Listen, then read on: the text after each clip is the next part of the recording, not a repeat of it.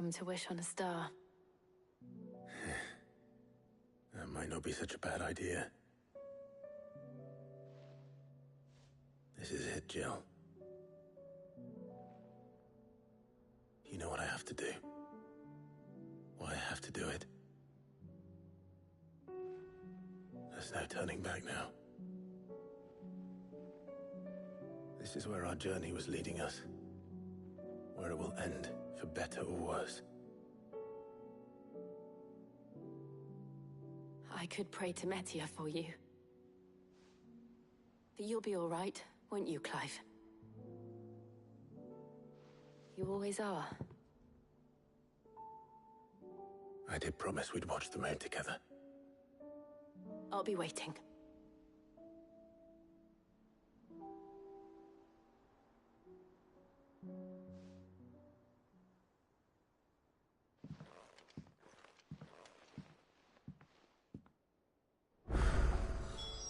It's almost time. Better make sure I haven't forgotten anything.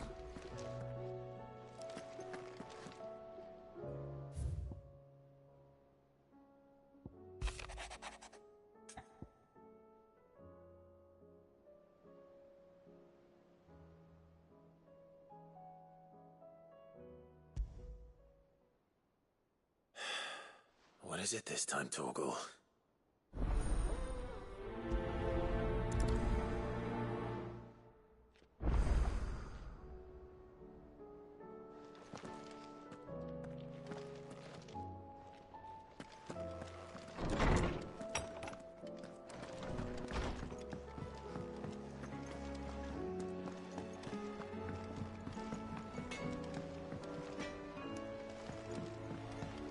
Say what you will, Lady Karen Seavers.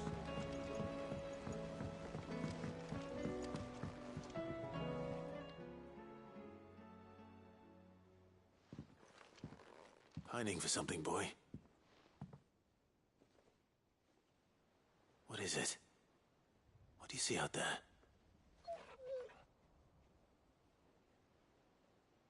I never did ask where you got that anklet of yours. From Sid, that's why. On the day he brought him home. That long ago? And you're only thinking to ask this now? Sid saw that the pup had a habit of gnawing on his leg, since you ask. Clap that there iron on him to keep him from doing it. What was wrong, boy? I'll take like as not. Must have been hard on the poor whelp losing his loving masters at such a young age. Doubly hard in being a frost wolf, torn away from his icons and all. Sid would always tell him, you want that iron gone, you find what it is you're looking for. I reckon what he were looking for was you. I'm sorry, Torgal. Sorry for making you wait so long.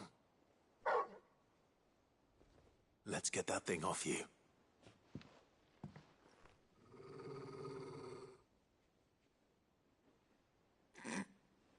Doesn't sound like he wants it off. Indeed. You miss Sid as much as the rest of us, don't you?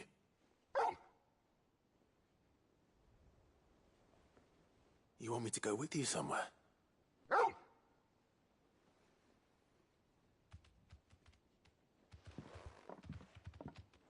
Quick, aren't you? Glad you've been paying attention. Not nearly as much as you have, Lady Karen. Aye, good thing and all. It's not like Gav would have kept him in nuts and rubbed his belly these past 10 summers. Your kindness is appreciated. You've been a good friend to him. Only because he doesn't talk back like the rest of you. Go on now.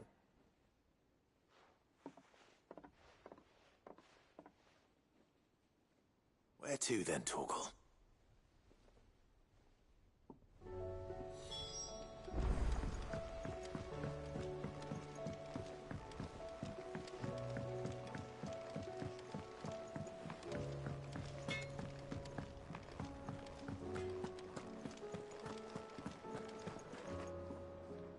All right, Torgal.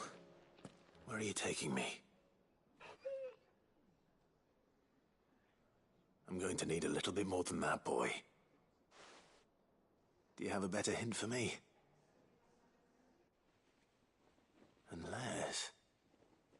already given me one. Back on the rear deck, you were looking west, toward Rosaria.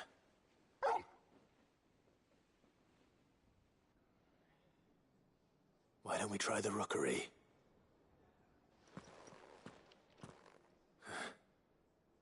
I haven't been to the island in almost 20 years. To Port Isolde, then. Fingers crossed the old mooring is still there.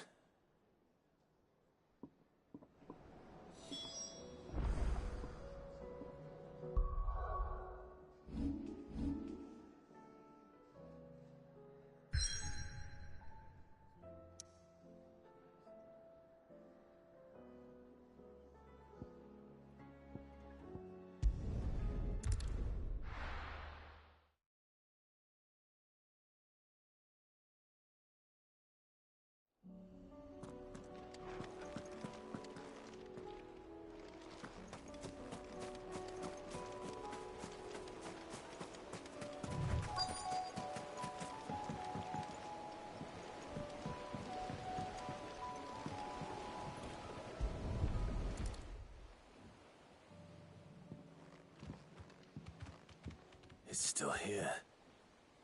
After all these years. A lot smaller than I remember. And you're a lot bigger. You might have to swim, boy.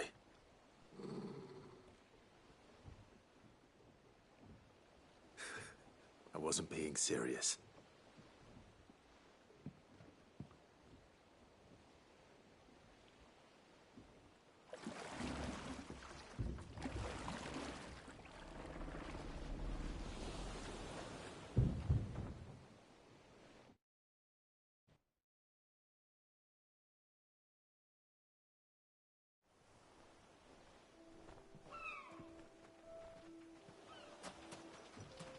This place hasn't changed at all. The rookery's right through those trees. Come on. Race you there? I bet I could still beat you.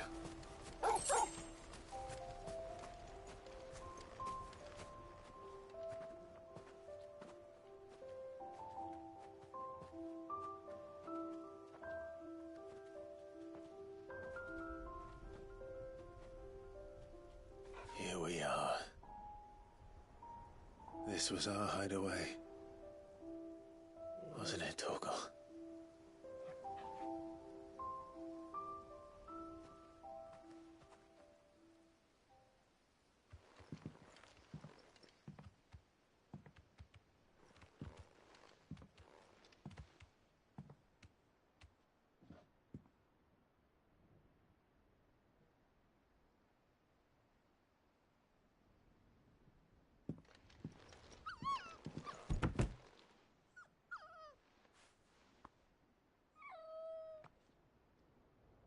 Coming here helped me to forget who I was. Or wasn't. Prince, shield. Son his mother could love. Had I been any one of those things? Perhaps.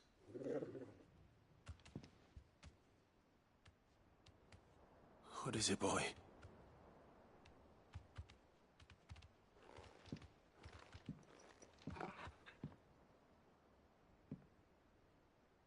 This is all from the castle. And Phoenix Gate.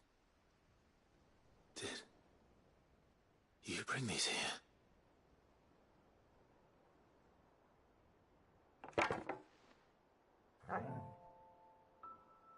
sparring sword.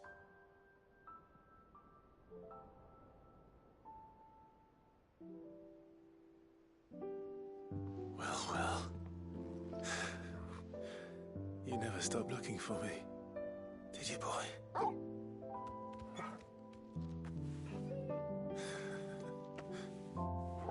Thank you, Torgal. For never giving up. For never forgetting.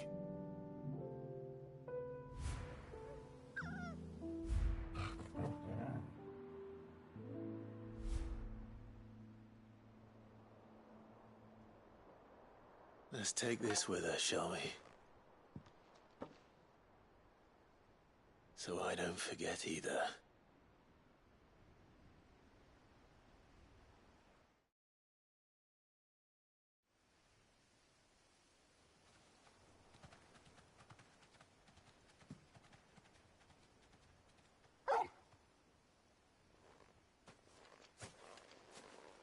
That's not the way back to the boat, Torgal.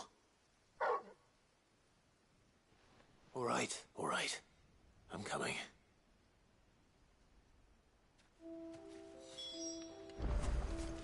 I think I know where we're going.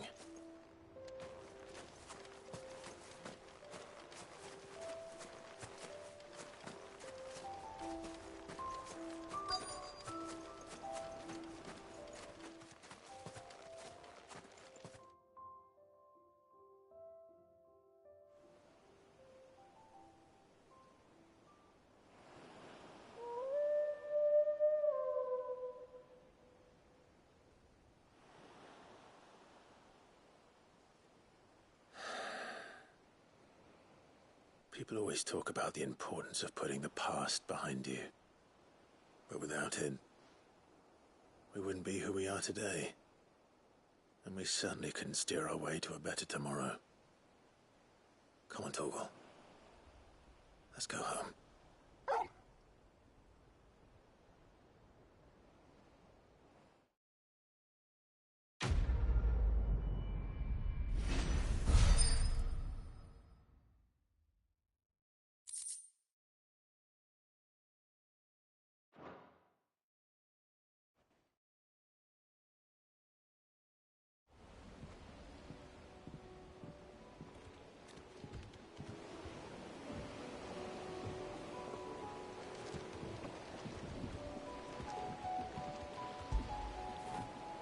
When did you get so big?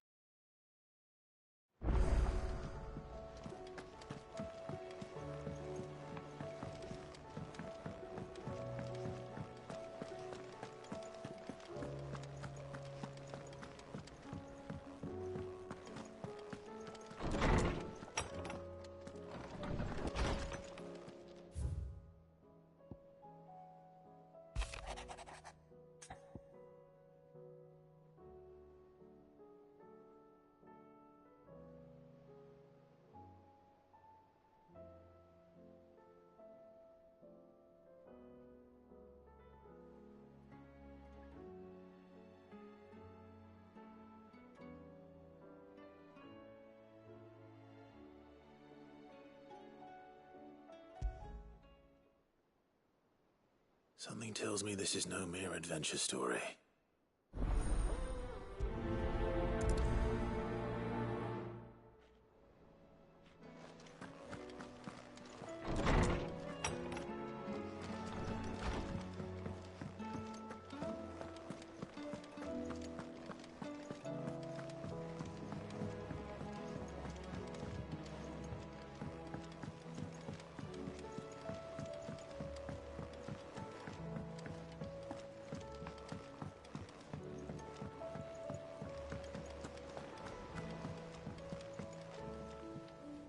Vivian, I read your note, and I'd be happy to help you find the book you're looking for. Thank you, Clive. But tracking it down will not be easy. Are you sure? Please. You have always granted me your wisdom and insight whenever I asked. It's only right that I return the favor. Or at least attempt to. You are too kind. Alas, what I ask of you is rather more trying than delivering the odd lecture. I spoke with Harpocrates to see if he had any inkling as to where another copy might be found, but... But perhaps it is best that you hear the details from him. If you say so. Forgive me, Clive, for asking this of you. But this book, it set me on the path to becoming who I am today. Its importance cannot be overstated.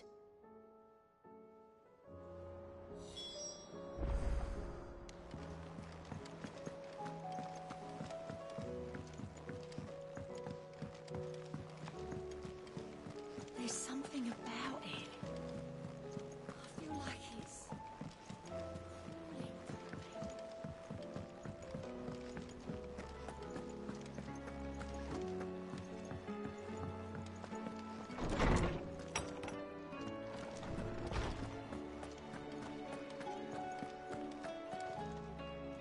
Ah, Clive, my boy.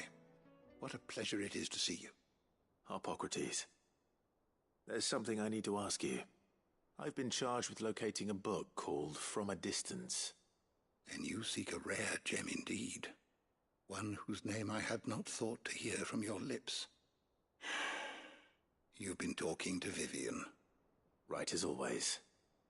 But she didn't seem keen to tell me very much. I take it she didn't like what you had to say. And yet I gather it did naught to dissuade her. Clive, if the young professor has tasked you with obtaining a copy, I fear she asks the impossible. The executors would not allow it. The executors? Coveters of Secrets. A clandestine organization committed to the collection and intenebration of forbidden texts and technologies. One such text being the tome Vivian seeks, chronicling as it does the true history of the enslavement of bearers. A tale which could overturn the established order were it ever to become widely known. Or, so rumor has it. I've never actually read the thing, or even set eyes on it for that matter. How is it that I haven't heard of this organization? Why, secrecy is the executor's watchword. They lurk in the shadows, emerging only to seize that which must be seized, be it books, inventions, or people, before disappearing again, leaving nary a trace. Which would explain why Vivian's copy was snatched from her grasp not long after she found it. By the hand of the executors, yes. But what drives them? Self-interest or ideology? Fine question.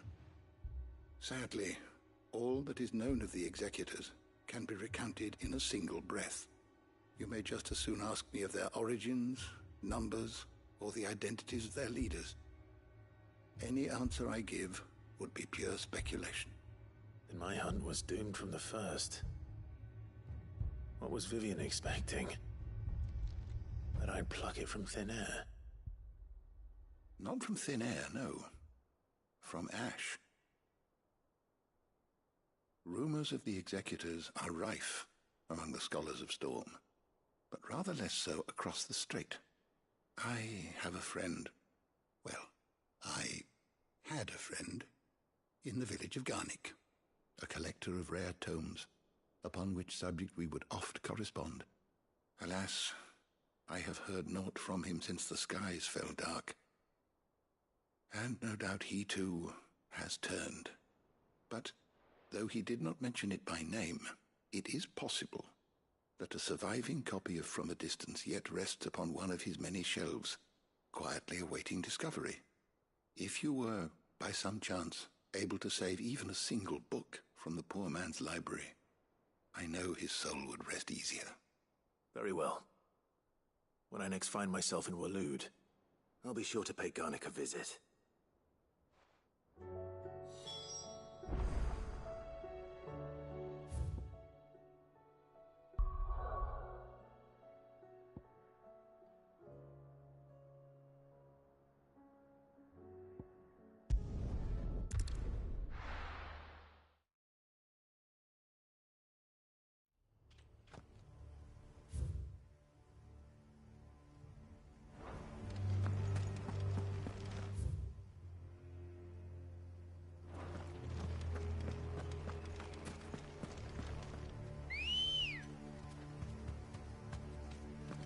Good girl. Yeah!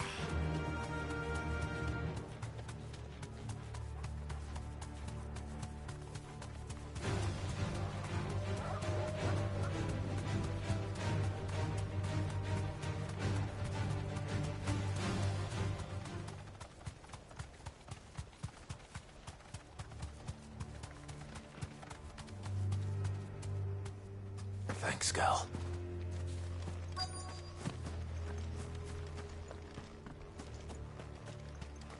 The entire village looks abandoned. Now, which house would a bookworm live?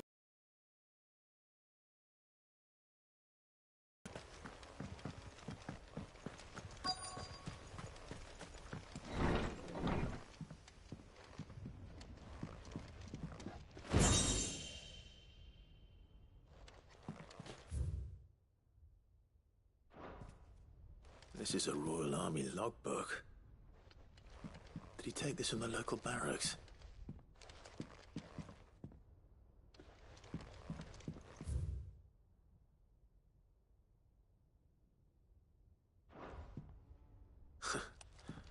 His interest certainly varied.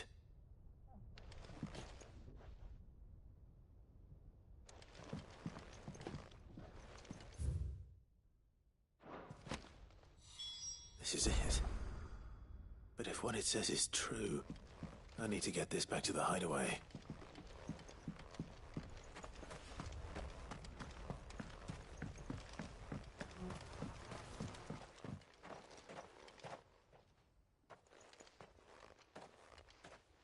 Leaving so soon, stranger?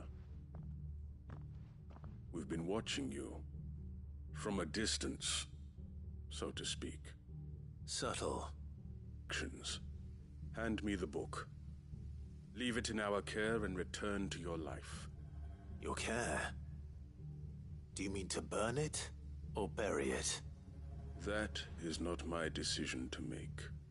But by one means or another, its contents shall be removed from the common record. Then I'll have to politely refuse.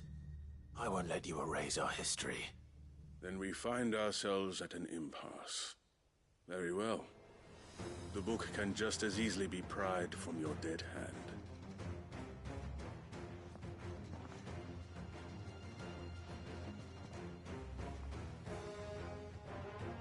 Let's see, shall we?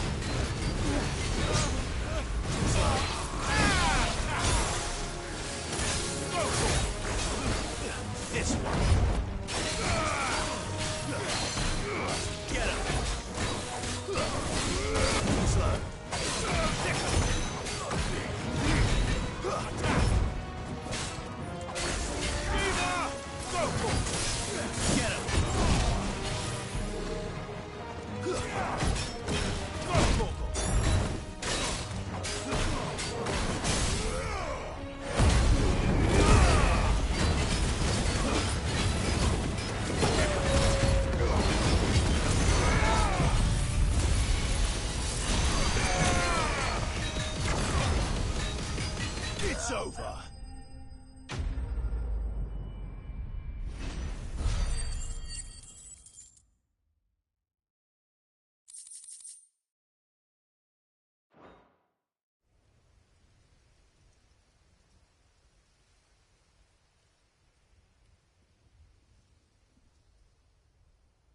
Impressive. But we have other means. We shall claim the book yet. Why do you want it so badly anyway? It lays out in no uncertain terms the vanity and avarice of mankind. It tells the shameful history of the persecution and oppression of a gifted few by a giftless many. Would you say that this interpretation was correct? I don't know. You don't know. Your sword may be sharp, but your wits are dull. So let me answer for you. There is no correct interpretation of history. That a series of events took place may be proved beyond a doubt. But there can be no single, immutable explanation as to why they came to pass. It is a question of numbers and of belief. If enough people believe that a set of events occurred for a reason, that belief becomes the truth. So you're trying to control the truth? We are trying to protect people from themselves, from knowledge that would bring them naught but pain. That is all. You may keep the book, for now. Wait! Damn it. Let's get this back to Vivian. Perhaps she can explain what that was all about.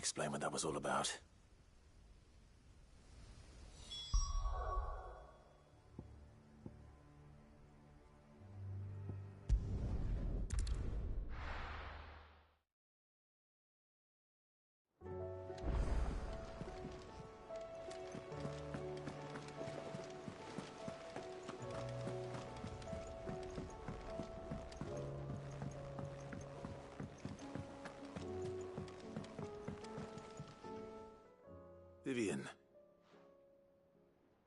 I found it. The book you lost.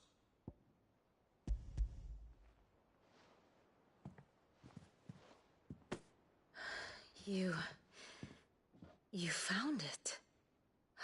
Thank you, Clive. Even though I asked this of you, I was not entirely sure it would be possible. I feared the executors had seized every copy. I met with one of these executors, and I convinced him to let me keep it. He told me something. That the truth is just a matter of collective belief. And that if enough people believe a lie, that lie becomes the truth. It does. But it also means that the truth is not immutable. That it can be changed. Provided that those who wish to change it can convince enough people that their perspective is the correct one. As the sad history of the Bearers proves. You said that the book inspired you to become a scholar. It did.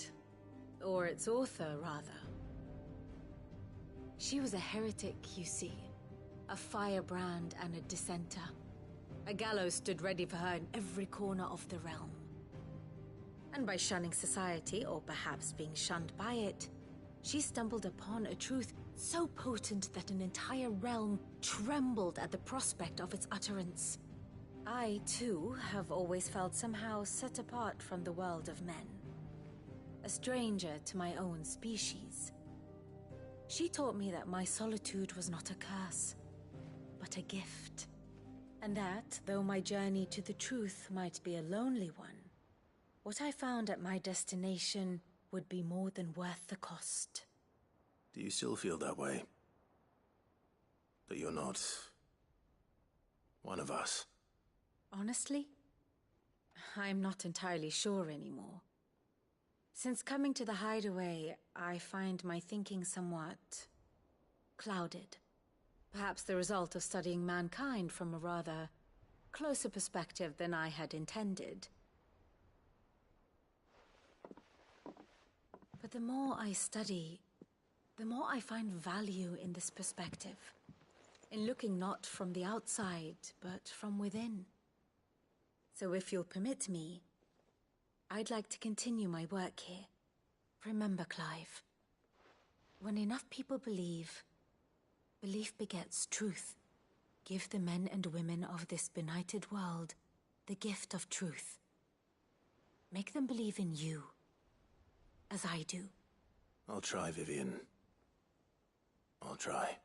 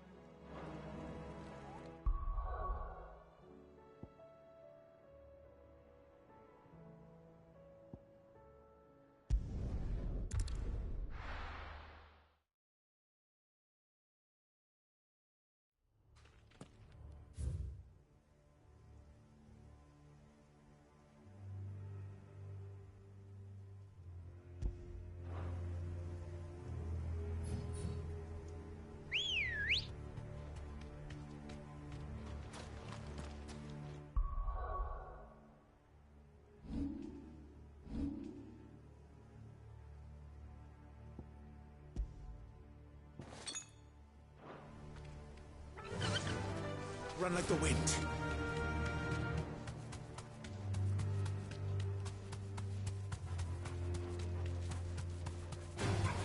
This might take a while.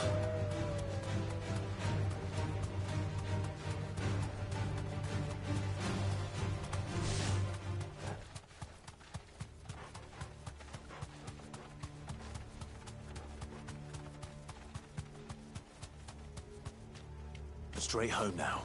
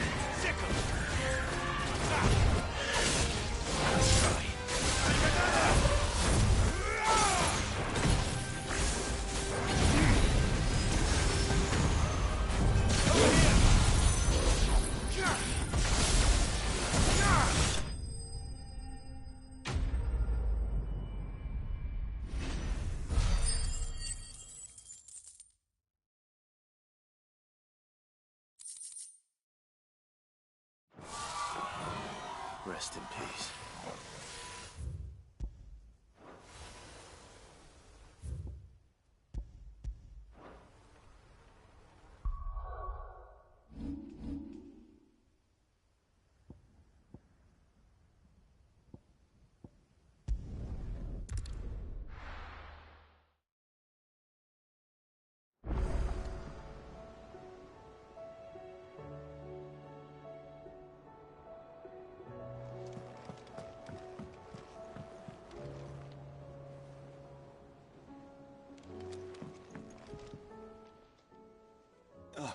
Clive.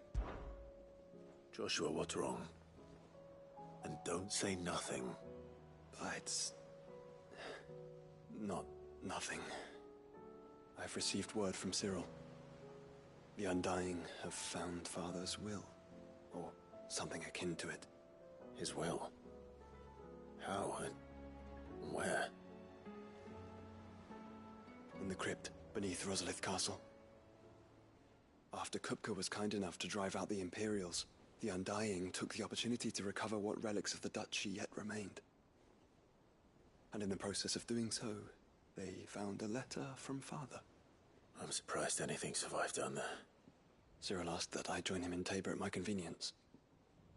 I have been meaning to go, but... would you join me? Of course. I want to know what's in that letter as much as you do. Very well. I am ready to leave when you are.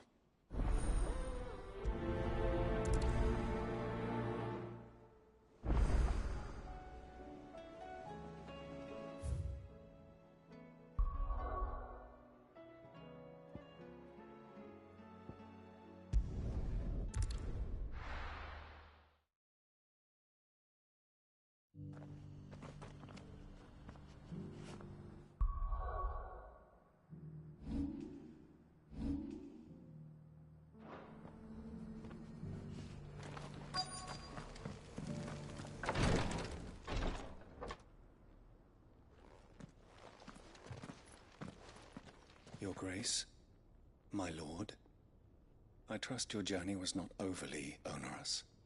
Cyril, you found a letter from Father? Yes, I have it here.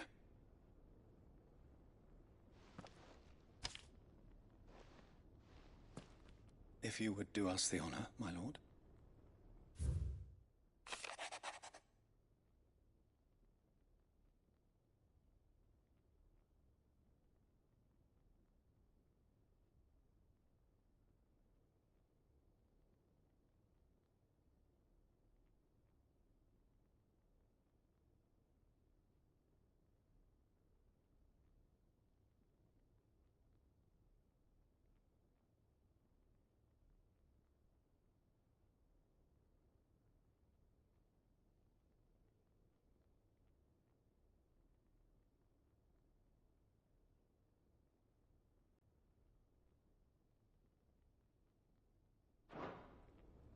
An inheritance. It would seem the late Archduke penned this missive shortly before his passing. The day before we left for Phoenix Gate. What are these plans he spoke of? His plans for the Duchy, Your Grace. Your father entrusted them to my predecessor, the former bearer of the Burning Quill, who entrusted them in turn to me. The complete emancipation of bearers is their stated aim. But your father's dream did not end there. His Grace also spoke of building hospices to care for those stricken by the curse, and the founding of a new university to further the development of non-magical technologies. With the blight spreading ever more widely across the twins, Archduke Elwyn saw the only means of securing Rosaria's survival. He wished to see men and bearers treated as equals. To see centuries of common wisdom overturned. Small wonder he did not think it achievable within his lifetime. But he thought it achievable nonetheless. Had he not, he would never have written this message. Nor would he have entrusted his vision to his most faithful aides. Those who would have stood with you, shielded you from the machinations of the less benevolent personages at court. It's a pity only they are still with us. 'Tis true that those most loyal to your father were the first to suffer the Duchess's wrath. But one at least remains, and she has come bearing gifts. What do you mean? Mayhap it is better that she explain, my lord. After all, the duties entrusted to me by my predecessor extended only to recovering His Grace's will, and arranging a meeting with the one who might execute it, or a part of it, at least. And where is this woman? She awaits you in the archive, Your Grace. Thank you, Cyril. Shall we then?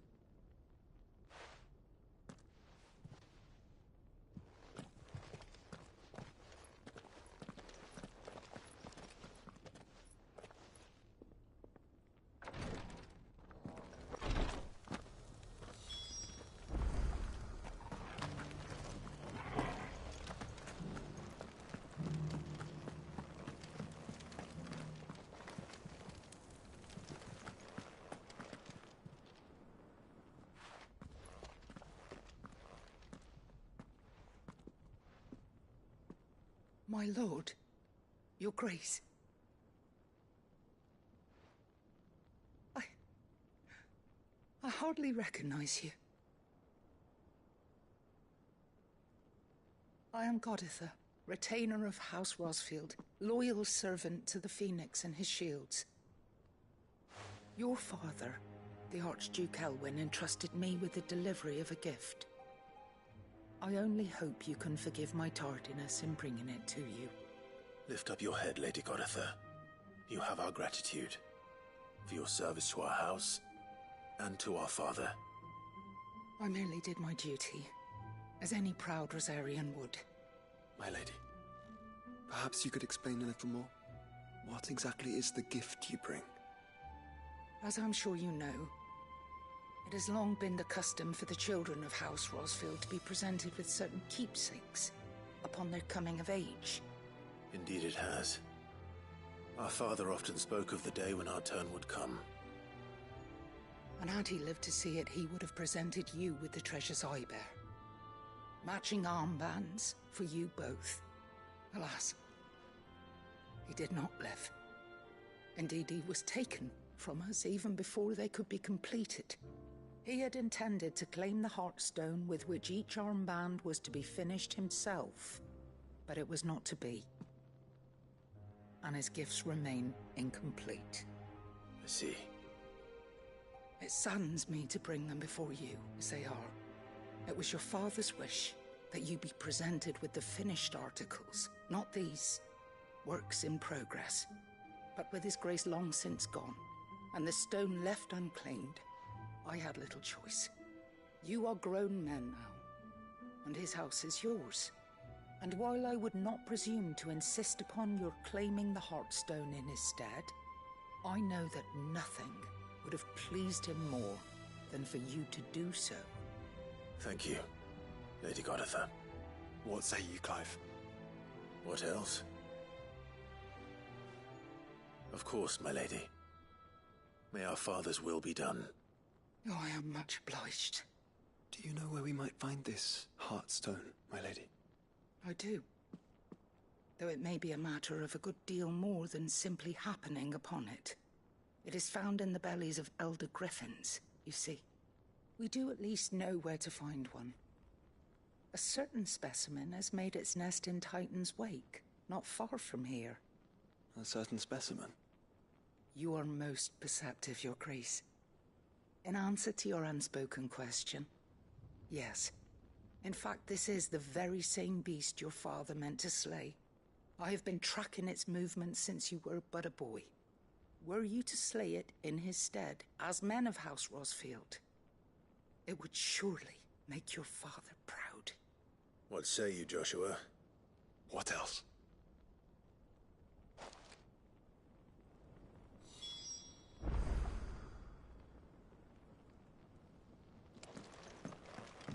Titan's Wake is to the south of here.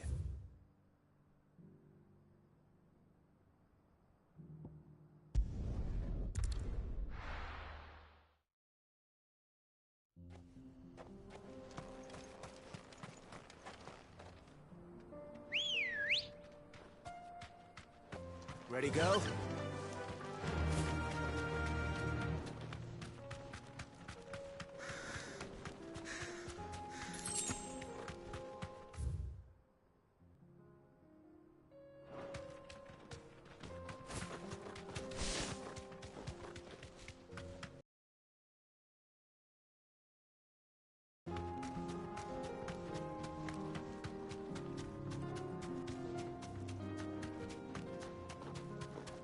Eyes peeled, Joshua.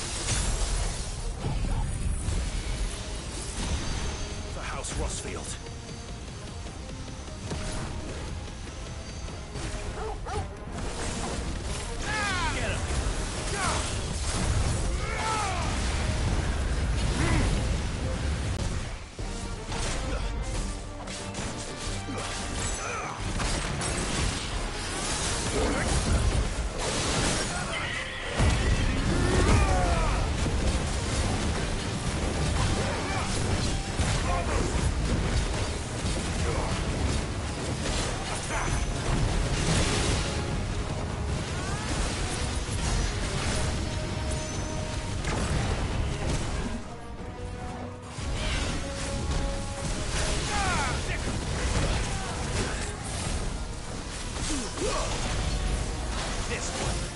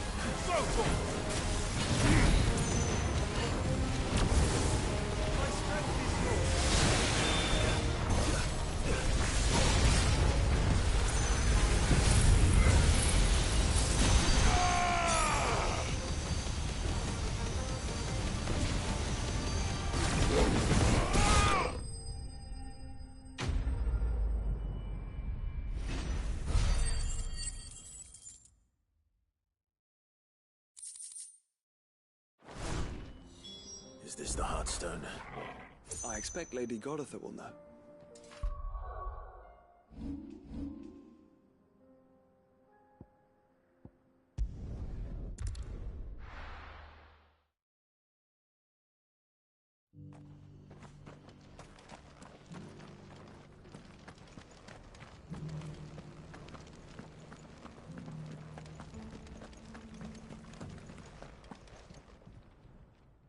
Thank the Founder you were safe. The Griffin is slain then? And the Heartstone claimed.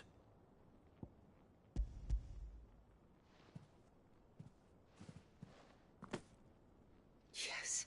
This radiant luster, like frozen flame. It is just as your father described it. Thank you, my lord. Your grace. Your father would be so proud.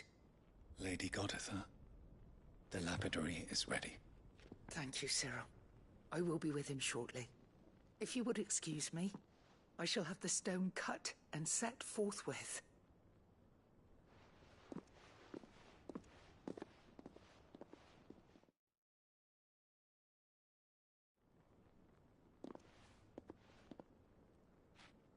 The armbands are complete. Pray, take them. They are yours, after all. Heartstone is harder and more enduring than garnet, or even ruby. It symbolizes unwavering will and devotion.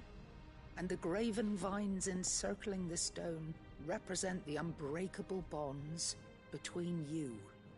It's a message. Father knew we had enemies both inside and outside the duchy. Enemies who would thwart his vision. Only with unwavering devotion would it ever be realized. And only if we stood together, as Phoenix and Shield, as brothers in arms, only then might those enemies be overcome. Indeed. His Grace knew the enormity of the task he would entrust to you, his heirs. But this was more than just a message. It was a promise. That he would always be with you. Thank you, Lady Goditha, for remaining the steadfast custodian of our father's will. Forgive me, my lady, but there is something I don't quite understand. The Undying told me that after Father died, Mother claimed all of the ducal treasures for her own. Even if the armbands were incomplete, she would surely not have overlooked them. So, how were you able to keep them from her? Because I was the keeper of the vault. Though I was but a lowly servant, your father spoke to me of his intentions for the bands, of the deep love he had for both of you, and his hopes for your future. In the days before the disaster at Phoenix Gate, I discovered that the Duchess had ordered her jewelry be sent away from the castle. It was then that I knew she meant to betray us. I tried to warn your father, but it was too late. When word of the fire reached Rosalith, I knew my time was short. So I took up the armbands and I fled into the night. And thank the Founder you did. Yet my duty to your father was incomplete. Not knowing what else to do, I followed the Griffin, thinking I might claim the Heartstone on its passing. And so my pursuit continued, until Lord Cyril appeared before me. He informed me that His Grace's will had been recovered, and that his sons were alive and well. Lady Goditha, on behalf of my father and all the people of Rosaria, I thank you for your loyal service. As do I. Thank you, my lord. Your Grace, for coming back to us, for giving my service meaning.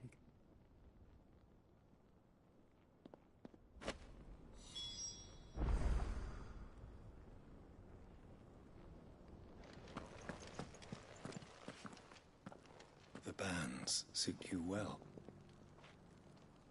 It must be gratifying to finally receive the inheritance that was denied you for so long. It is. And we thank you for the part you played, Cyril. If you would permit me to play my part a little longer, might I suggest that you make your way to your father's memorial atop Hawk's Cry Cliff? Let him see that you have received his blessing, and that his vision lives on in you. I suppose it would be churlish not to. What do you say, Clive? Shall we pay Father a visit? I think we should. I was hoping to be able to offer him my thanks before we left for Origin. Your father's helm is enshrined there. It has been since the day we recovered it from Phoenix Gate. I prithee claim it, for it too is a part of your inheritance, and I do not doubt that your father would prefer it in your hands than perched upon some lonely rock. Thank you, Cyril.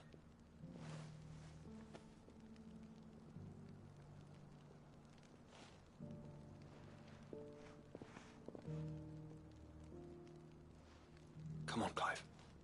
He's waiting.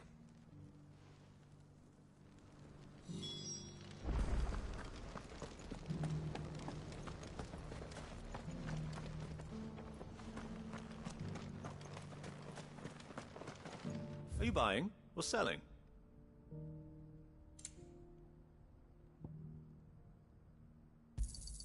A fine choice. Anything else?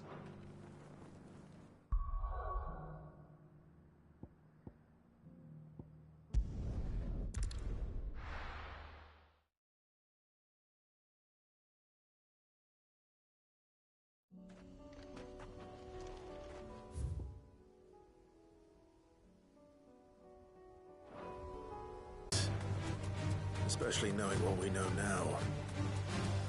What Mother was truly capable of. But perhaps these bands would have helped. Knowing he was with us would have made all the difference.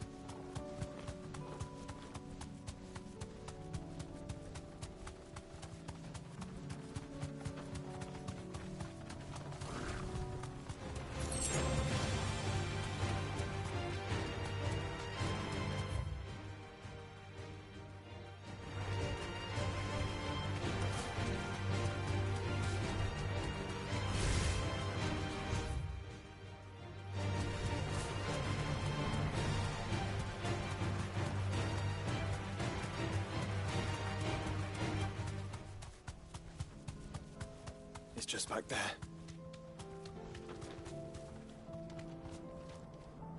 You deserve a rest.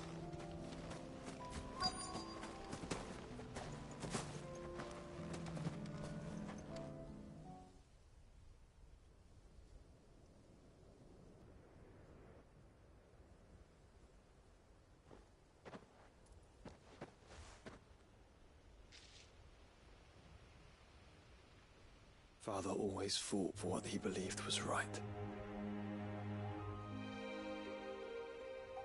It wasn't until that night at Phoenix Gate that I realized I had never fought for anything. I always had someone else to do the fighting for me.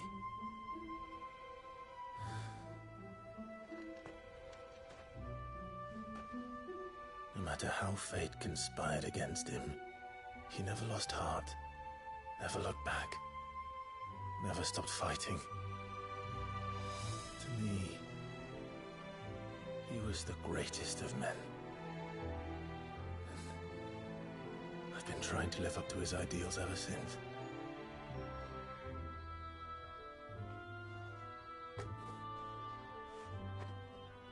We all have, Clive. We all have. And we'll keep trying. Because that's what he would have wanted. What he would have done himself. Even if it meant standing against the very gods in the heavens. I shall be borrowing this, Father, if I may. That you might watch over us as we follow in your footsteps.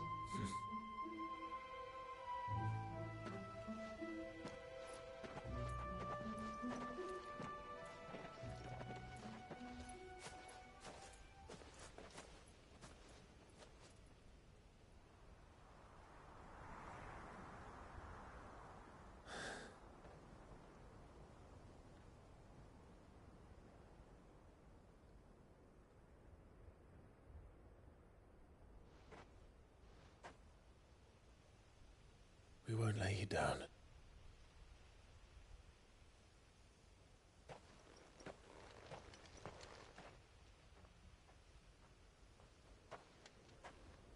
Onward then. Onward. To the end. And to a new beginning.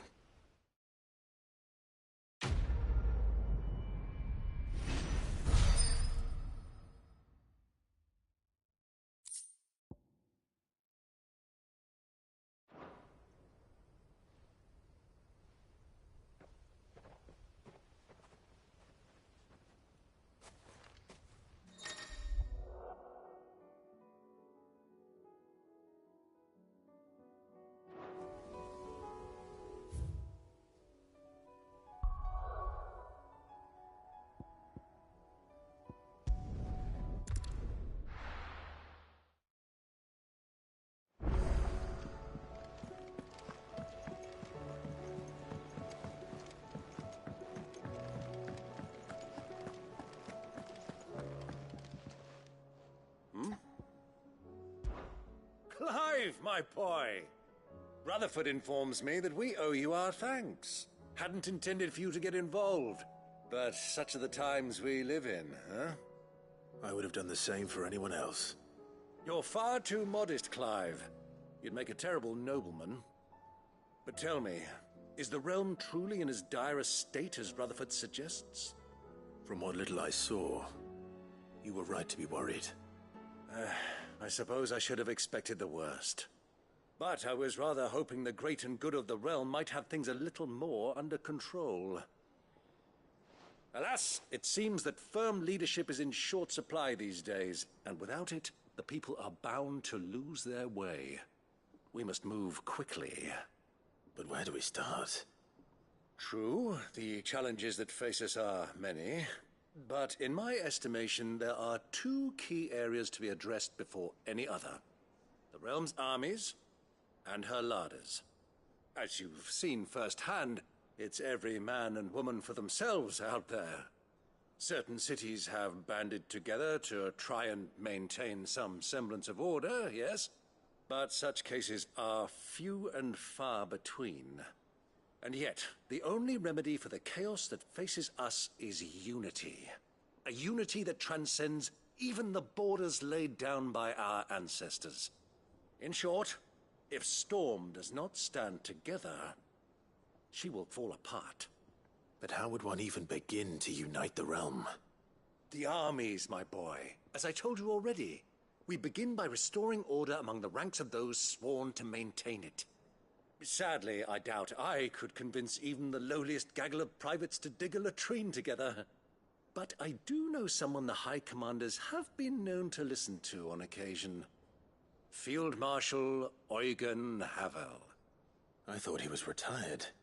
He was, until an Akashic army tore through Randalar and killed most of the rank and file. There is no man alive more capable. Literally. And as luck would have it, I've already spoken with him on the matter. Of course you have. And he's agreed to help. On one condition. That he first speaks with you personally. Havel has always been a man of frustratingly rigid principle, and he has certain qualms about clasping arms with, well, with an outlaw. I extolled your many virtues as best I could, of course, but the old goat was adamant that he be allowed to appraise you in person. You don't mind, do you, my boy? Of course not. As long as chaos reigns, we will never build a better world. I'll do whatever it takes. And if the Field Marshal wishes to speak with me in person, then so be it. That's the spirit. I'll leave for Randalar at once. Would you send a Stolas? Of course. Rutherford is already in the Dalmekian capital. I'll have him tell Havel to expect you forthwith. Excellent. Thank you, Uncle. No, thank you, Clive.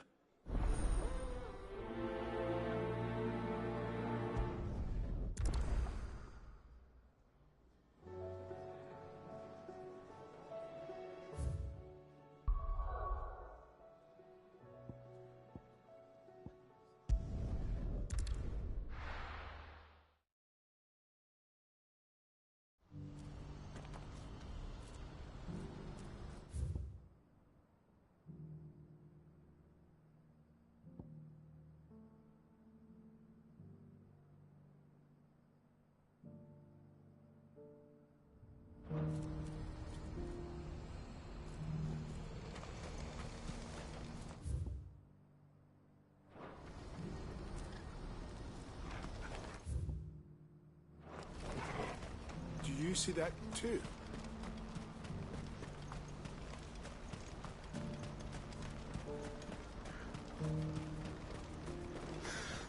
What is it? Please, just make it stop. I'm scared.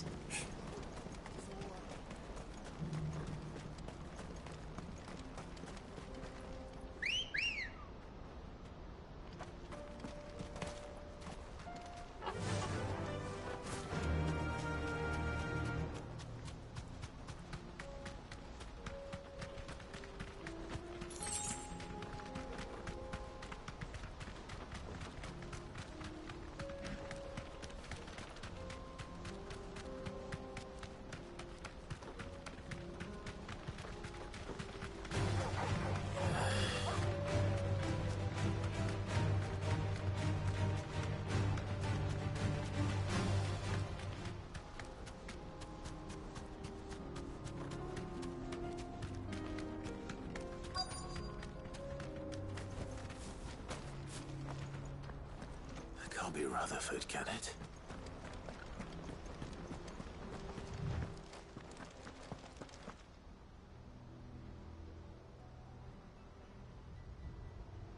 Turncoats and cowards, the lot of you! If it's a fight you want, it's a fight you shall have! Allow me. I don't need your... Please, Field Marshal. Oblige him. This won't take long. You're right. It won't. Men, finish him.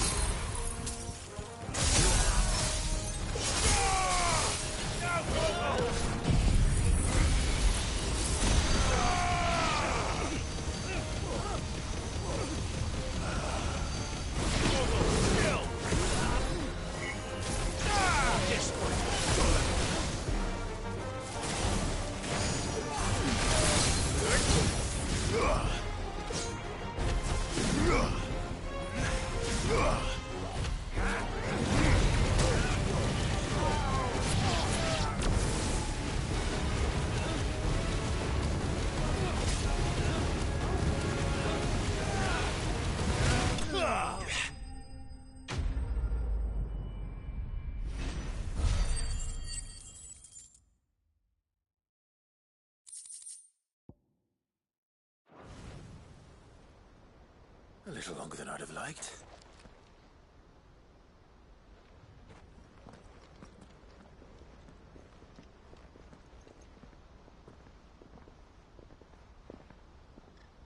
Field Marshal Havel, I presume. Are either of you injured? No, my lord.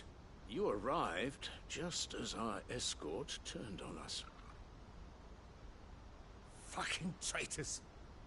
I'd heard reports of soldiers in the outlying regions abandoning the oaths they swore. But I hadn't thought the corruption had reached so close to the heart of the Republic. It's a fucking disgrace. Your interfering old bastard of an uncle tried to warn me, of course. My lord Marquis. Or is Sid the Outlaw more to your liking? Call me what you want. It doesn't change who I am, or the urgency of the message I bring. My uncle has a plan to right the realm, and he needs your help to see it through. Before I agree to anything, I'd have you answer one question. What do you stand to gain from all this? I won't deny that I might benefit from further chaos. But I seek a new beginning for all of us. And while the choices I've made may not always have been the right ones, I know I made them for the right reasons.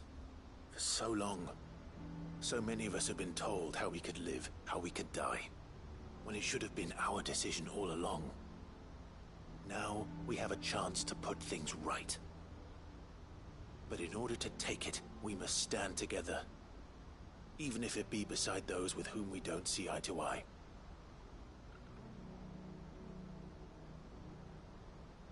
Certainly not the words I expected from an outlaw.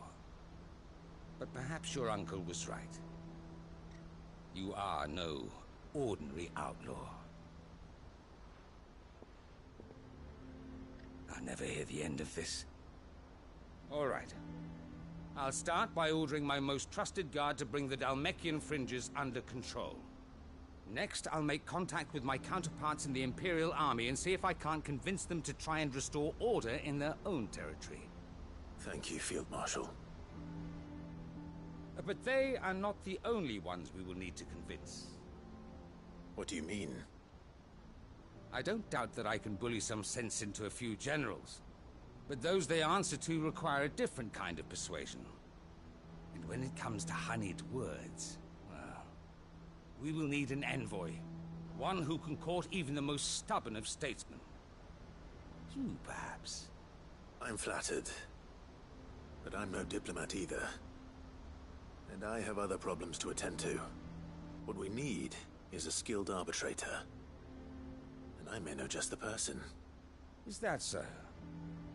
And would he happen to be an outlaw too? Of a different kind, perhaps. Well, beggars can't be choosers. I suppose we'll all have to find a little of the outlaw in ourselves if we're to make it through this. Very well. Send your man to me right away. I shall.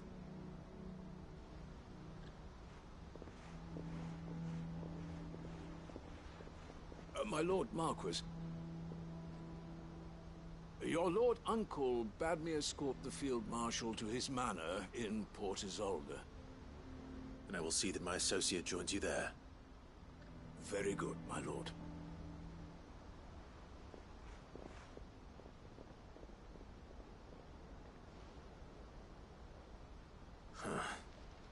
An envoy. I'm not sure I'm the man to talk anyone round. I can barely convince my brother to take his medicine. No. This is a job for someone with experience. Someone like Quentin. I hope I can convince him at least.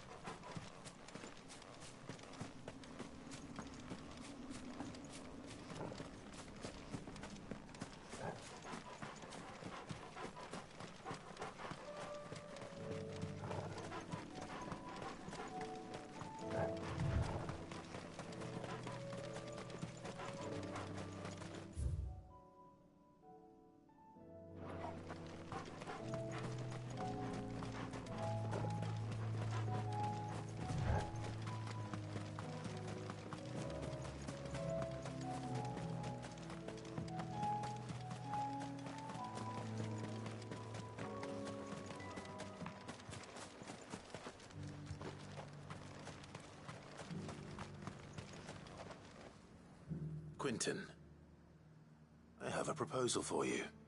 Do you now? Something tells me you'll be asking more of me than a cask of Gotand gold. Go on then. Propose.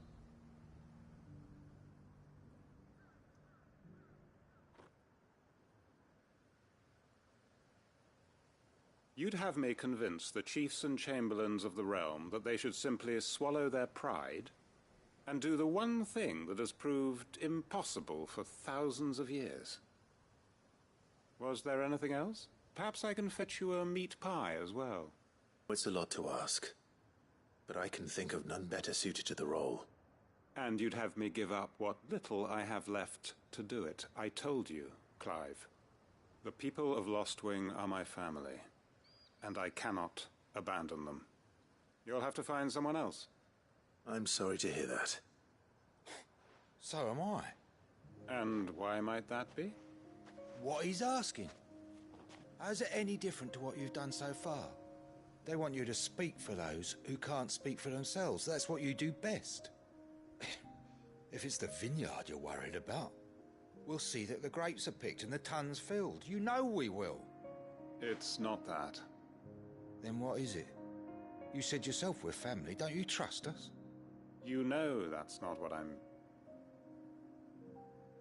Then what are you saying? That only we are worth saving? Why turn your back on everyone else? You convinced us we could build new lives for ourselves, and if you can do that, who's to say you couldn't convince the entire realm? A stirring argument. I fear that any rejoinder I make might fall somewhat flat by comparison. So you'll join us? Where do you need me? Field Marshal Havel will want to speak with you in person. He's currently in Port Isolde. I can arrange for a party of Cursebreakers to accompany you there. That would be very much appreciated. I hear the roads are far from safe these days. Hopefully not for long. My uncle will want to know that his plan is taking shape.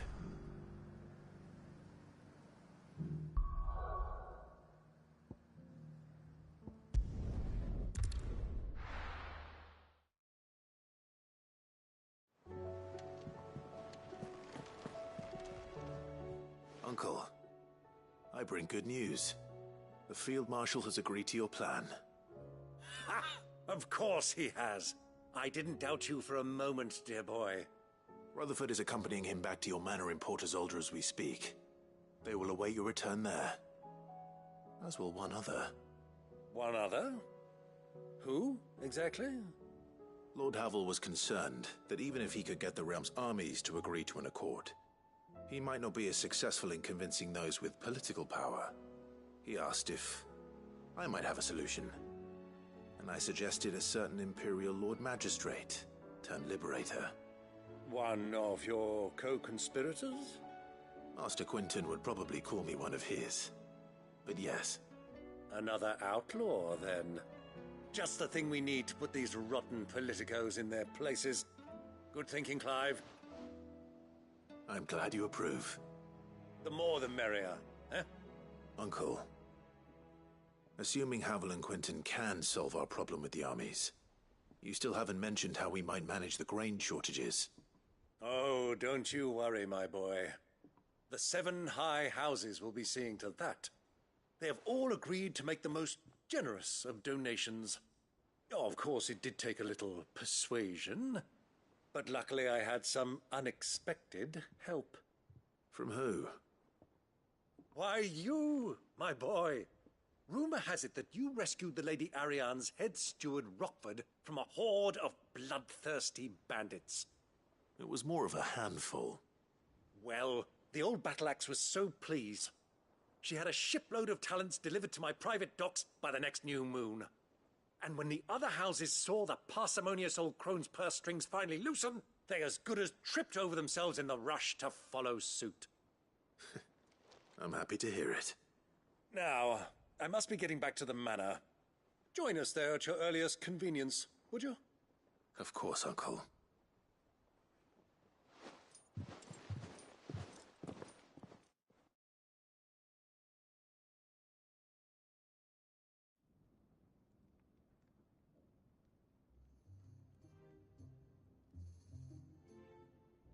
And how, pray tell, will we get that grain to the capital if the roads are still overrun with Akashic? You'll find another bloody road. I only have so many men, and I'm not about to send them headlong into an ether flood. That is, unless you'd have them turn as well. Well, I'd certainly eat less. Says the man with a belly bigger than a band of curls. My soldiers actually need their rations. Without any food to keep them going, they'll be dead even before you've sent them on your fool's errand. If I may, gentlemen, perhaps I might suggest an alternative approach. Though supply routes are indeed disrupted, there is no shortage of ships. Indeed, they bob away in every bay from here to Randalar, awaiting a safe haven. Allow them to make port and fill their bellies full of grain. And once those who crowd the cities are fed, ferry the displaced back to the countryside to work the fallow fields. But I'm sure that you wish to continue your discussion. Forgive the interruption. Two such firm friends as yourselves need no help from the likes of me. Rutherford spoke fondly of the great bond between you. Us? Friends? I can't stand the man! Clive, I'm beginning to question the quality of the company you keep. And what kind of company were you expecting him to keep? The man's a criminal! Criminal? How dare you? You are not fit to breathe the same air as this fine, upstanding young gentleman. Upstanding? He calls himself Sid the Bloody Outlaw! Once more onto the breach.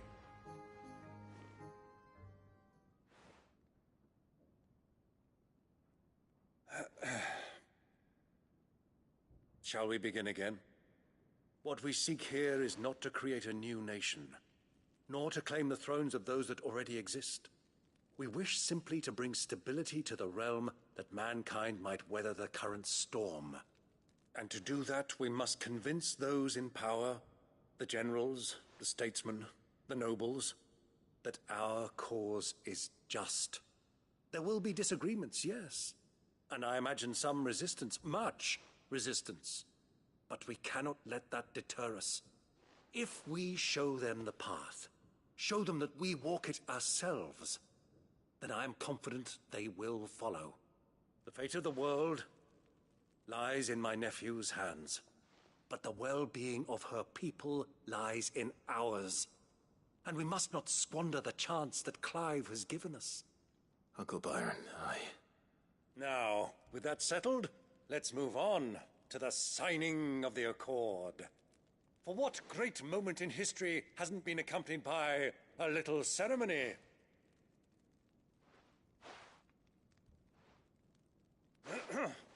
Citizens of Valisthea, I present to you the Triunity.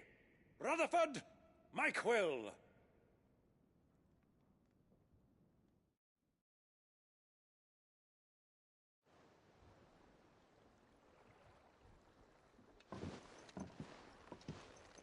Well, my boy, the stage is set. That it is. This is the role you were born for. Now I ask only that you trust in the talents of your supporting cast. We shall play our parts to the best of our abilities, that you might have the opportunity to shine. The realm needs its Sir Crandall, and there is no better Crandall than you, Clive.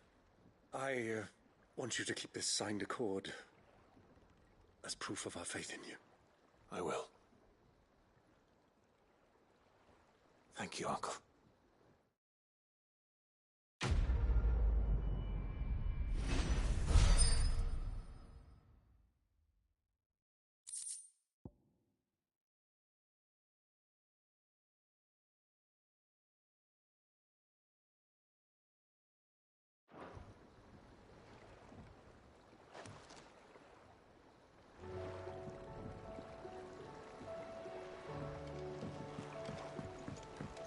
What do you think that thing is? And how the hell is Sid going to deal with that?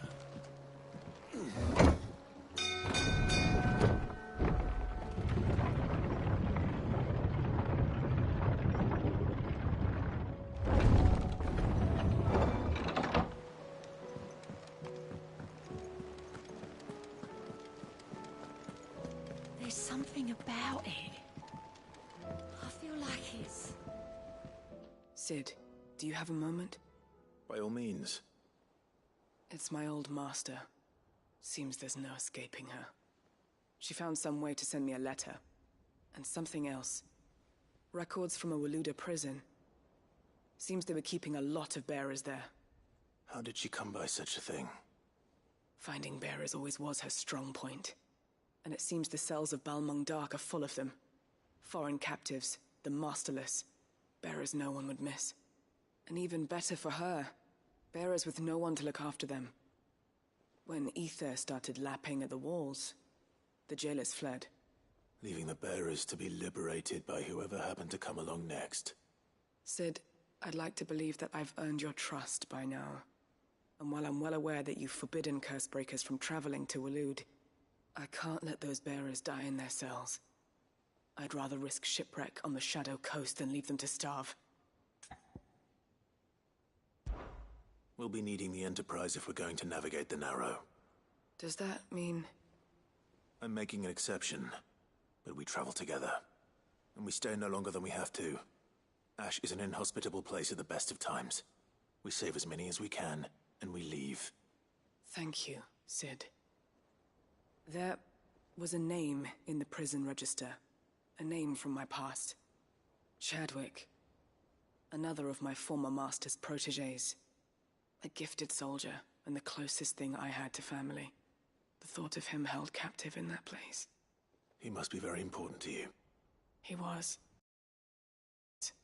Then we find him. The entrance to the prison lies in the shadow of Ravenwit Walls, just beyond the portcullis. We should head there as quickly as we can. I only pray there are still bearers alive to save. As do I, Doris.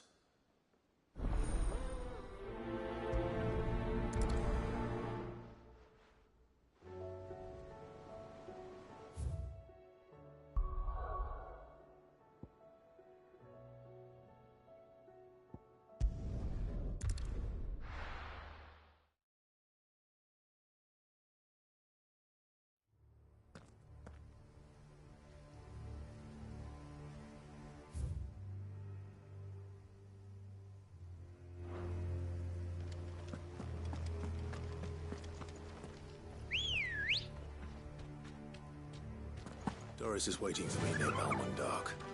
The longer she's out in the open, the more likely she is to be found by a Kashyyyk. I need to hurry. Yeah! All right.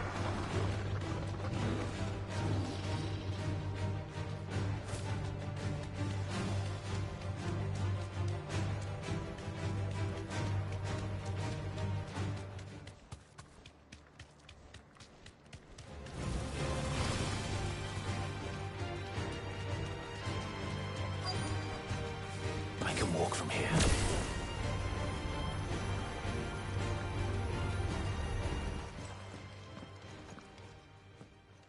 There were no guards, I take it. None manning the gates, no. It's a different story inside, though. The corridors are crawling with the Kashyyyk. Most likely guards left behind when the wardens ran. If Chadwick was being held here, I worry that he may already be. Don't give up hope just yet, but let's move quickly. Let me check the ground floor. The ether stick is there. Then I'll search the upper level. Good luck, Sid. Stay safe.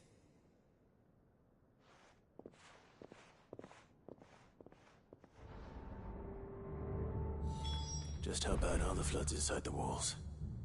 Bad enough to turn a bearer? I hope not. We're risking a lot just being here. Better keep my eyes open for signs of life.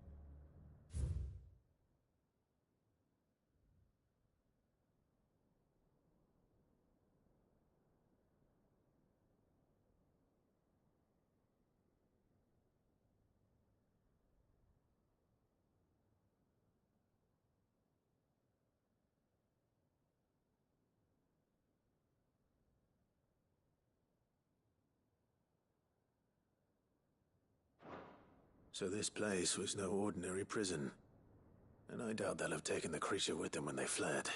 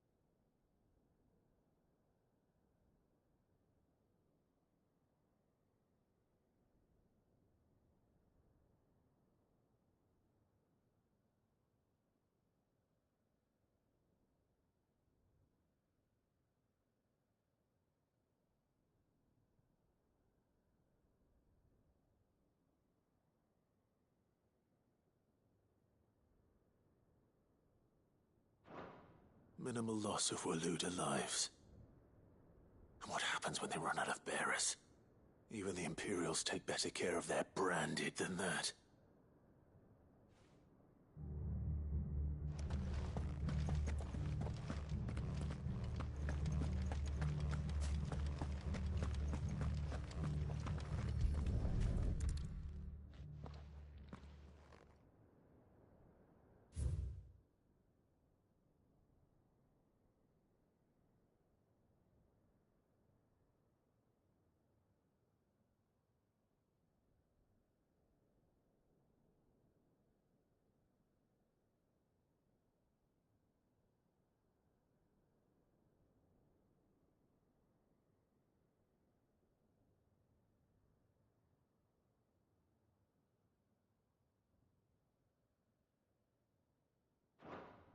They were feeding bearers to it. This is even worse than I'd feared. Nothing but a caching down here. Hopefully things are looking better upstairs. I should go and see how Doris is getting on.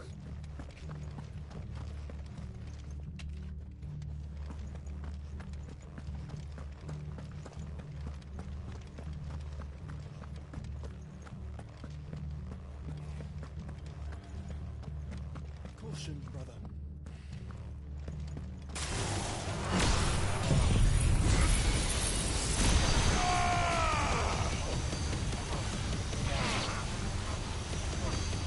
All yours, Torval!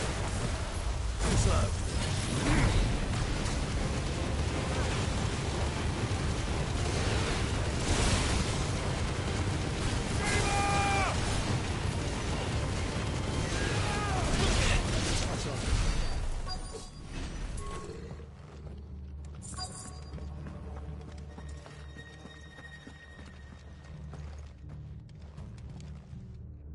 No lock downstairs.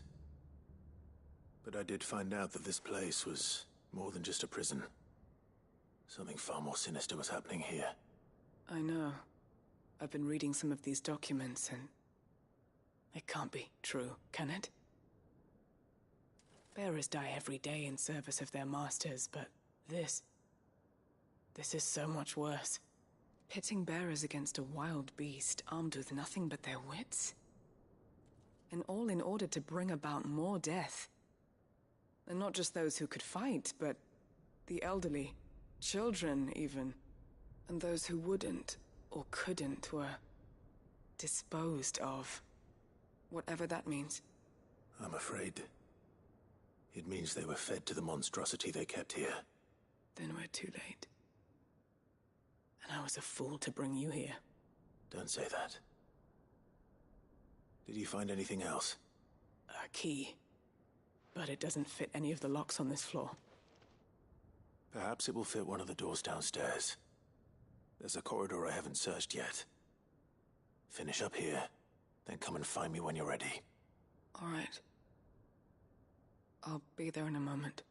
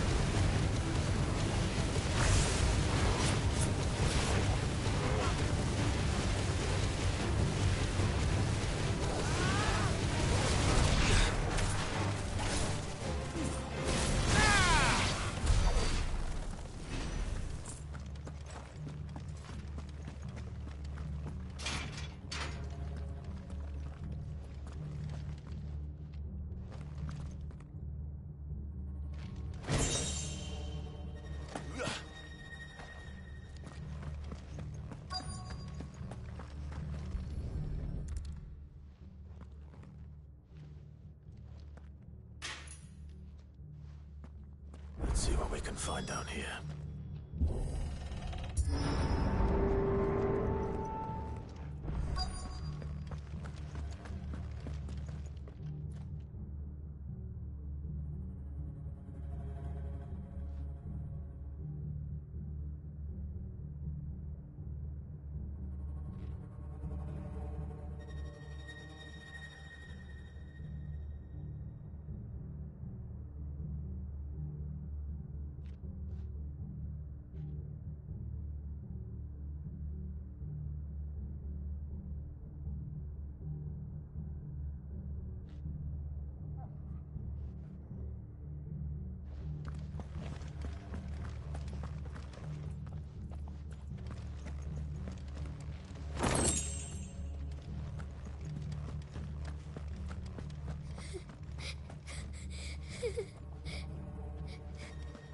Survivor.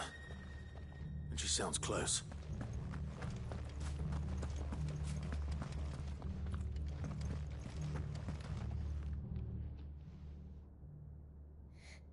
Who are you? There's no need to be afraid. Are you alone? Are there any other survivors? Some of the guards. They're still here. But something's wrong with them. Everyone else was eaten by the monster. Of course there were. Thank the Founder. It was worth our coming. But I'd rather we didn't linger. Are you ready? Ready when you are. You poor thing. You must have been terrified. Did Chadwick send you? What? He fought the monster. Distracted it so I could run away. He must have sent you. He promised to free the others too. Where is he? He opened your cell, didn't he? He wouldn't be here otherwise. Chadwick.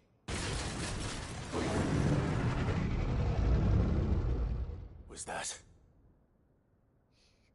Monster's back! Chadwick, help!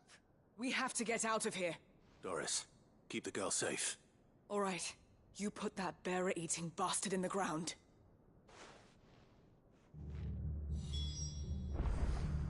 We have to run! You're safe now. It's out there waiting for me. I can't let it live. Not if it's got a taste for bearers.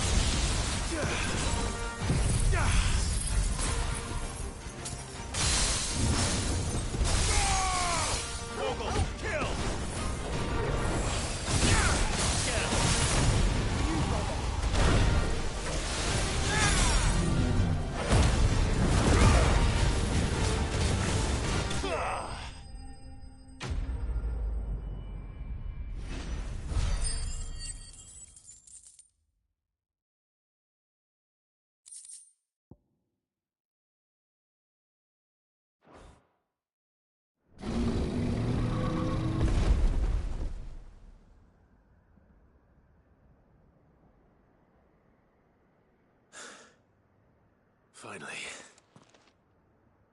Sid, are you hurt?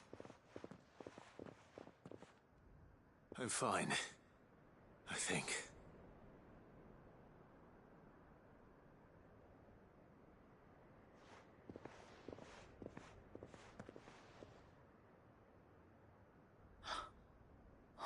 No. What is it? A diary. I gave it to Chadwick before we went our separate ways. He was here. Do you think that creature? I'm sure he fought bravely to the last. The girl is safe thanks to him. Chadwick. You fool. Come on. We have to get her back to the hideaway. We don't want his sacrifice to have been in vain. No. Of course not. I'll see that she's looked after from now on. It's the least I can do.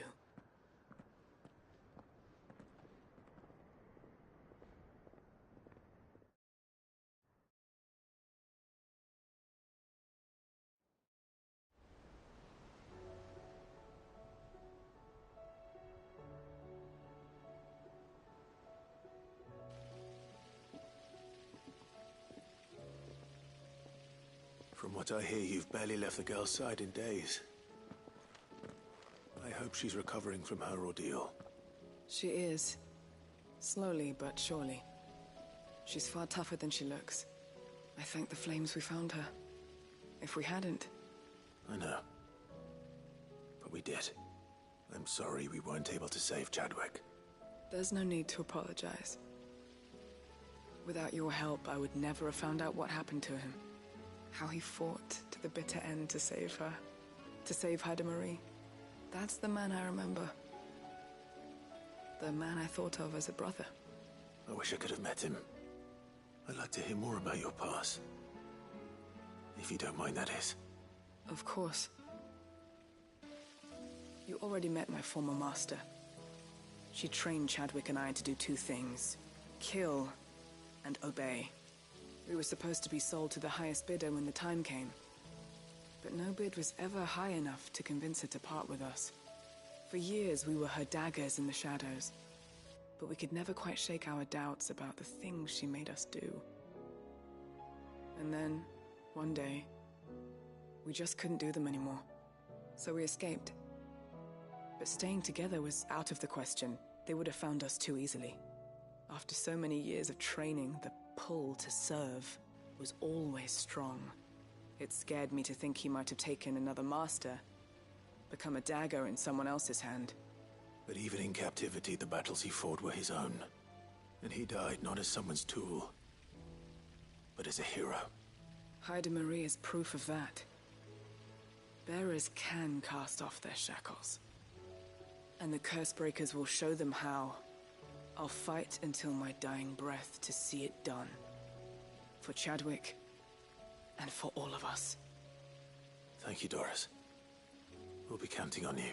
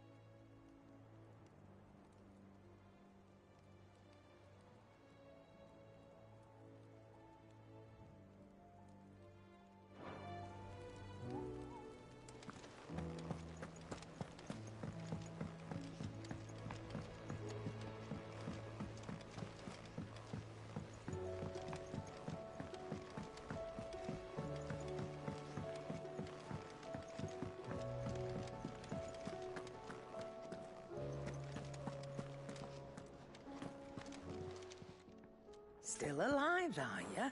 Go on, then. Do as Plive. Go on, then.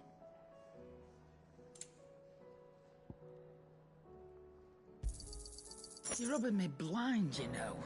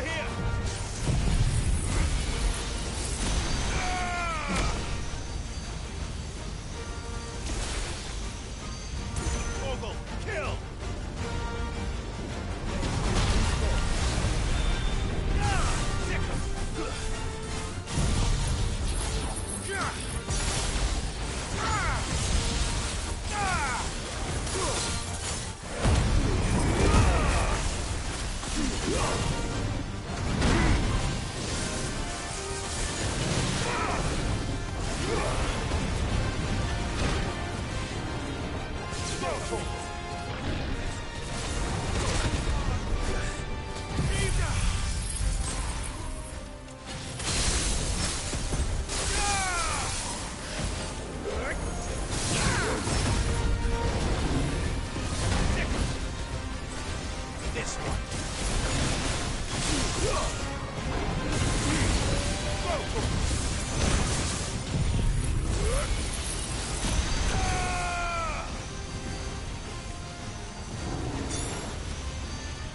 All yours, Torgal. This one.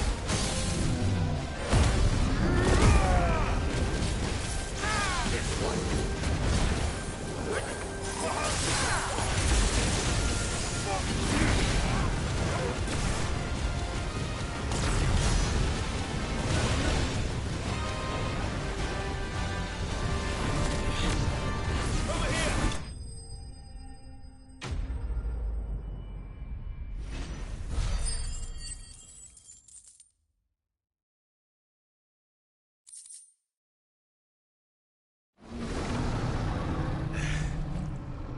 No match for you, eh, Torgal?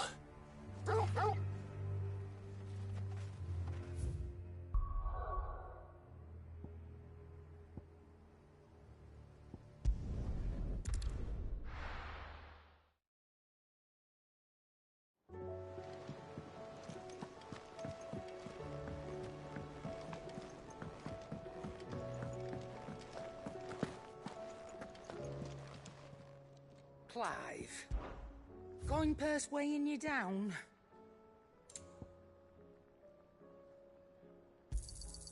You'll not find a better price than that. You're rubbing me blind, you know. It'd better all be here. You'll not find a better price than that. Trouble with your gear, or... So, will it be?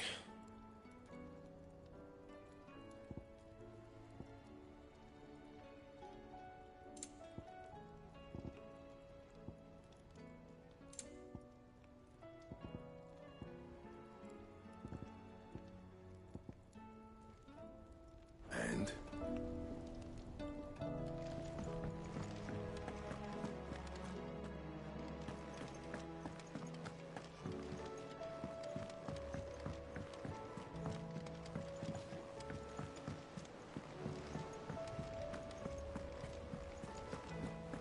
There's something about it.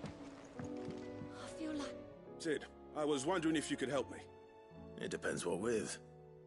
A bearer, but recently freed from his bonds, is keen to join the Curse Breakers. As you know, the work we do is not easy, which is why we test every volunteer's suitability. I was hoping you could oversee this one's evaluation. I don't mind, but why this one? Because he wants to be a scout. Our ranks are filled with men and women capable of breaking chains and putting slavers to the sword. But scouting, we're few with the nose for that, which is why we still rely so heavily on Gav. And since he accompanies you on so many of your missions, I thought you might be better placed to recognize the traits in him that we should look for in those who'd fill his boots. Sounds reasonable. So you happy to oversee the boys' test, then? One can never have too many scouts. Truer words, Sid. I'll let the initiate know that you'll be attending his trial, and that he is to proceed directly to Northreach in readiness. No time like the present, eh?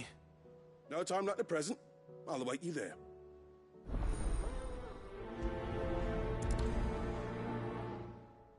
Northreach.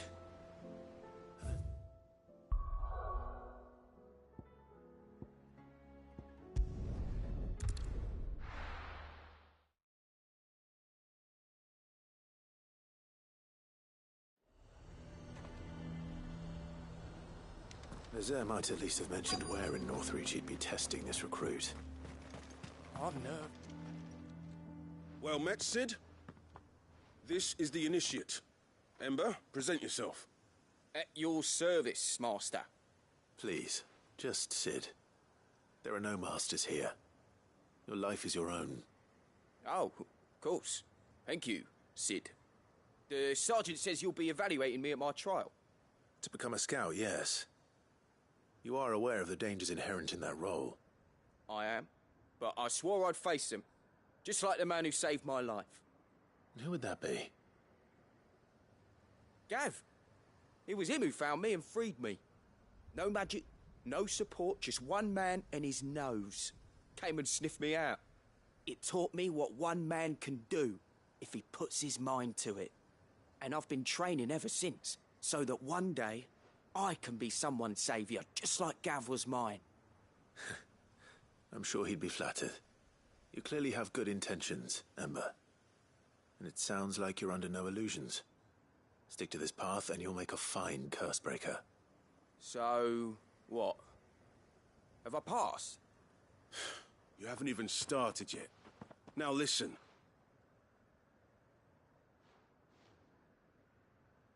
Not far from here is an Imperial lookout, Eastwatch. The guards there record all their sightings in a logbook. You are to find it and bring it here. And bring it here, right. Anything else? No. Sneaking into a heavily guarded Imperial outpost and stealing the logbook would be quite sufficient. You'll need to assess the situation, determine a point of entry, create a distraction and effect an escape, all without being discovered and thrown into an Imperial oubliette. Ember, Gav isn't our best scout because he can do everything. It's essential that you know your limits.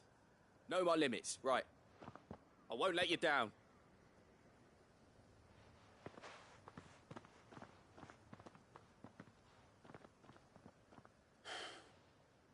It shouldn't be as dangerous as I made out. But keep a weather eye on him all the same, would you? On my way. All right, Ember. Impress me.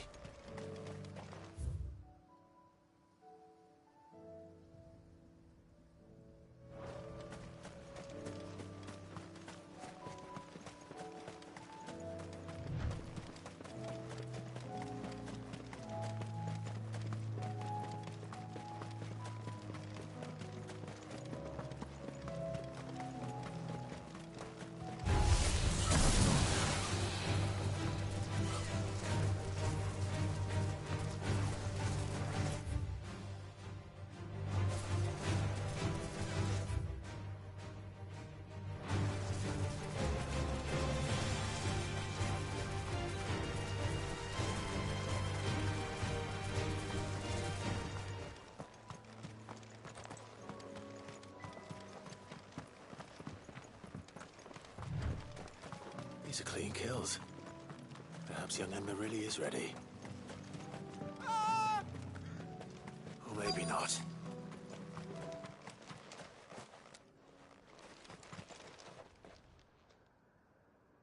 Damn it.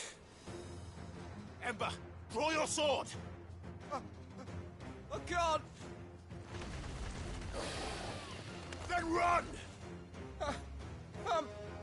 If you want him, you'll have to go through me.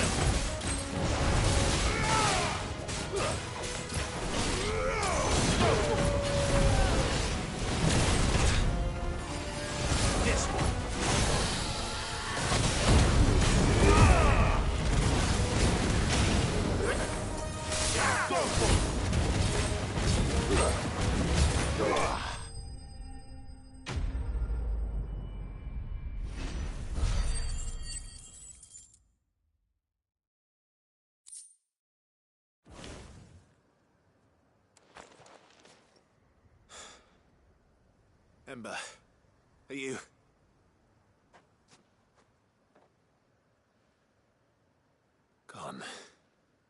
course.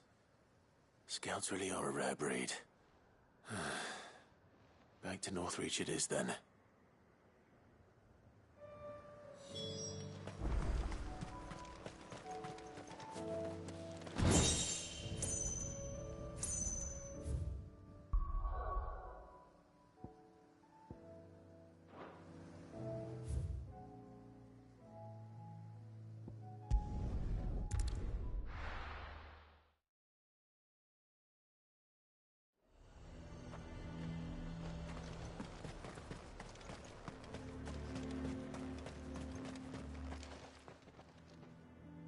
I didn't expect you back so soon. Where is Ember? How did he fare? I thought I'd find him with you. He must have fled. I followed him to Eastwatch, where I found him being set upon by a wild Avis. He was just standing there. Didn't even draw his sword. I had to step in and take care of things.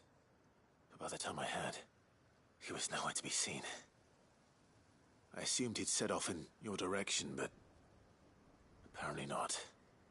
Oh, I'm sorry, Sid. I knew the boy had a nervous streak, but he seemed like... The right man for the job? I believe this is the logbook you tasked me with retrieving. Hey? How did you... Don't you tell me you breached the tower while Sid was busy saving your skin. What? Wasn't that what you asked me to do? To bring the thing back without getting caught? He has you then, his heir. And he did it all on his own. But Sid, He did what he thought was best. And now I have to decide whether I agree. Of course. We'll await your evaluation back at the hideaway. Don't you leave my sight. Yes, Sergeant.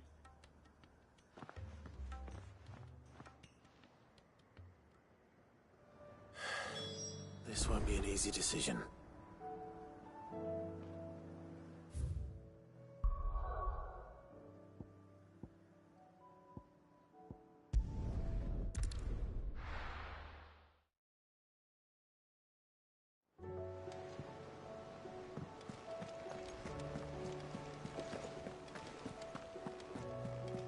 You should have seen it. Welcome back, Sid. Welcome back, Sid. Yes. Welcome back.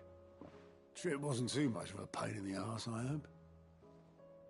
Truth be told, it was me who suggested roping you in to help with the trial.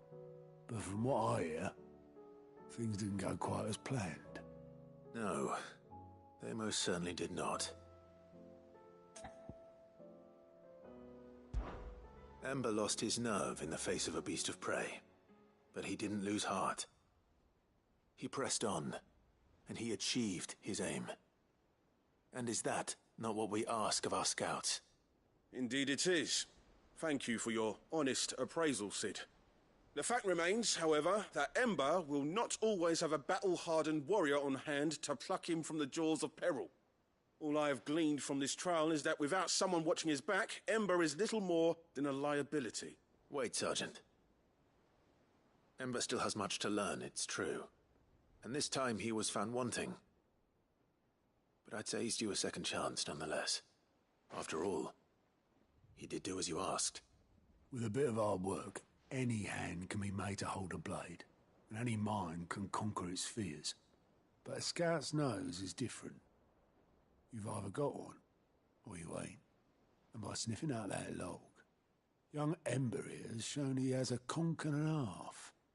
Wouldn't do to waste it now, would it? Fine. One more chance. I'll do whatever you ask. I'll spend my days and nights in the pit if I have to. I'll show you. Just you wait. Daft as a brush, that one. But his heart's in the right place. Just like someone else we know. And if you ask me, we've been leaning on him for far too long. That time the Cursebreakers took some of the weight off his shoulders, I reckon. It couldn't hurt. Just don't tell Gav I said so, will you? I won't have him thinking he's been hard done by. Next thing you know, he'll be asking for a day off. Chance would be a fine thing. Back to work. Forgive me, Sid. This did not play out as I expected. Things rarely do these days. But that's why we need men like Ember more than ever. Men who can make the best out of a bad situation. Remember that. I will, Sid. Thank you.